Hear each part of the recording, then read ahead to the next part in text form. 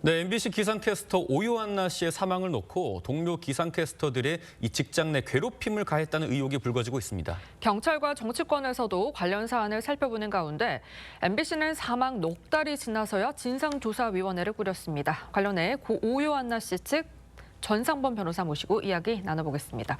변호사님 안녕하십니까? 안녕하세요. 네, 오요한나 씨 사건이 석 달이 지나서 좀 뒤늦게 알려졌습니다. 이 네. 유족이 좀 뒤늦게 문제를 제기한 이유가 궁금합니다. 일단 유족 입장에선 정말 기가 막힌 일이 일어나지 예. 않았습니까? 네. 그러다 보니까 정말 많은 생각이 있었을 겁니다. 특히 고인이 정말 예쁜 모습으로 그렇게 기억되길 바라는 마음도 있었고요. 네.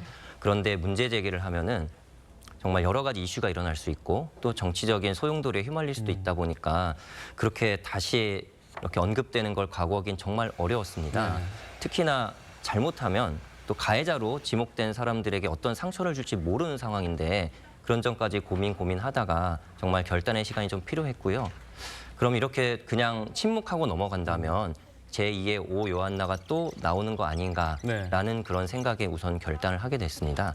이제 다만 지금 문제 정말 유족들도 생각지도 않게 일부 매체에서는 유족들의 의사와 전혀 관계없이 가해자로 지목된 사람들에 대해서 굉장히 극단적인 표현을 하면서 예. 마치 이것이 유족의 입장인 양 이야기하는 경우도 있는데 예. 유족들은 절대 그런 입장이 아니고 또 특히 가해자들에게 상처를 주려는 그런 생각도 아닌 상태입니다. 네, 결단을 내리기 참 힘드셨을 것 같은데요.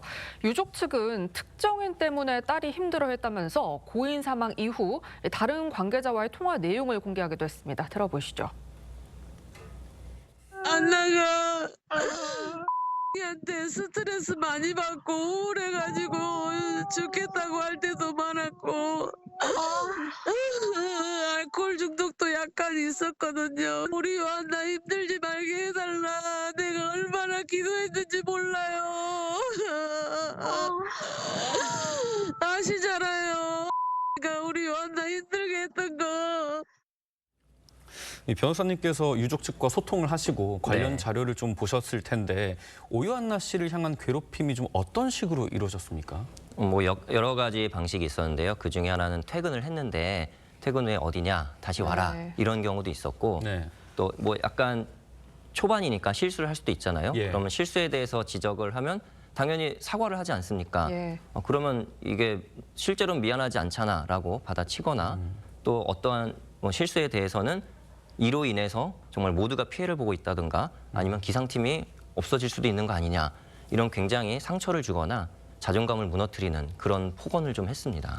네, 듣기만 해도 힘들었을 것 같은데요. 네. 여기에 대해서 가해자로 지목된 기상캐스터 중 한 명이 이 MBC 진상조사위원회에 오 씨와 나눈 SNS 대화 일부를 제공을 했어요. 네. 그런데 괴롭힘이 없었고 본인은 오 씨와 친밀한 관계였다라는 내용인데 어떻게 보셨는지요? 우선은 저희가 민사소송을 한 명에 대해서 제기를 했습니다. 네. 지금 가해자라고 알려진 기상캐스터들이 몇 분 있는데 예. 그중에 우선 한 분이었고요. 소송을 제기한 쪽은. 그런데 과연 SNS를 제공한 쪽이 소송을 제기당한 쪽인지 아닌지 저는 이제 알 수는 없지만 그렇죠. 만약에 네. 소송을 제기당한 쪽이 아니라고 가정을 하더라도 지금 당장에 단톡방에 이야기가 오가지 않습니까?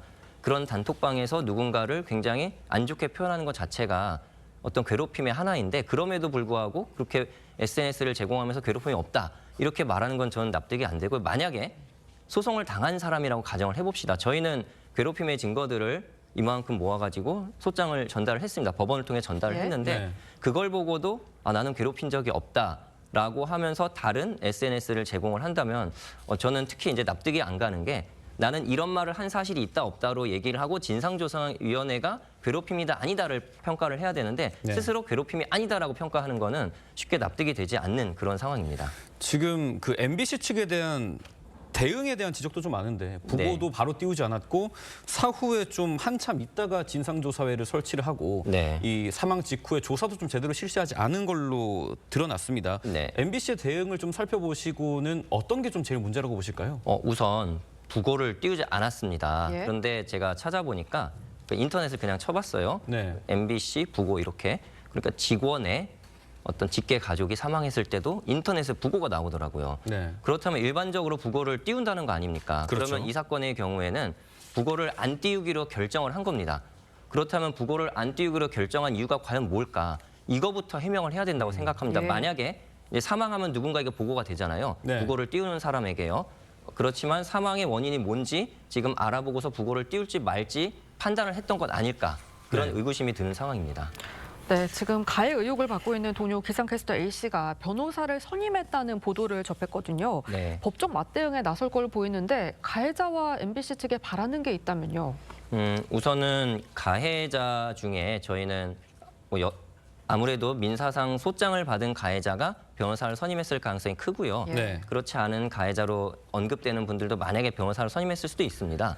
이 상황에서 저희는 가해자라 하더라도 정말 직접적으로 사망의 원인을 끼친 가해자가 아니라면은 그 진실을 밝히는 데 협조를 하고 그리고 또 사과를 한다면 언제든지 마음을 열 용의가 있습니다. 네. 그리고 만약에 이제 직접적인 가해자의 경우라면은 민사상 아무래도 본인들이 원하는 주장을 하겠죠. 그 예. 주장을 하는 가운데 그야말로 2차 가해에 해당하는 그런 언급은 정말 없었으면 좋을 것 같습니다.